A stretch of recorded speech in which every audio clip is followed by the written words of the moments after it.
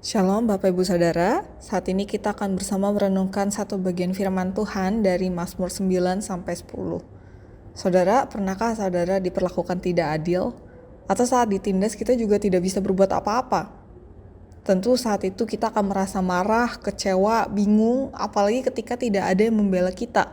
Rasanya seperti Tuhan kok hanya diam saja kita diperlakukan jahat seperti ini. Tapi jika kita baca kebenaran hari ini, maka kita menemukan kalau Tuhan itu peduli terhadap kesesakan kita dan tidak diam menghadapi kejahatan. Dalam Mazmur 9-10 ini kita bisa menemukan bagaimana Daud berseru kepada Tuhan dalam menghadapi ketidakadilan.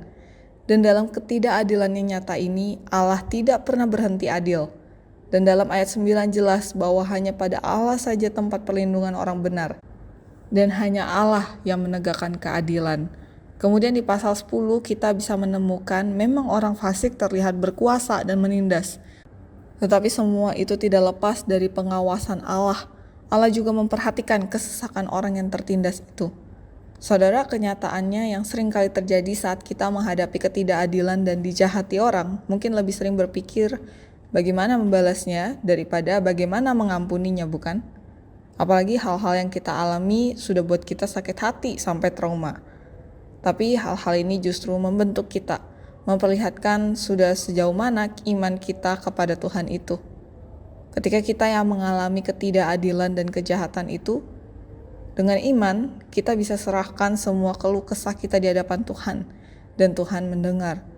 Tuhan gak cuma dengar hal yang baik-baik aja, tapi semua hal yang sampai membuat kita sakit hati pun Tuhan ingin kita ceritakan padanya.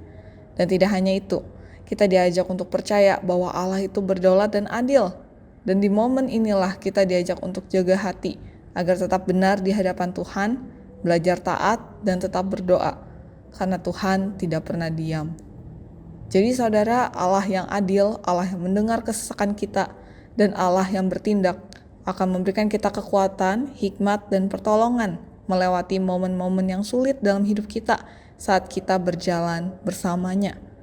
Dan biarlah kita boleh tetap berserah dan percaya kepada Allah yang adil dan penuh dengan rancangan damai sejahtera itu.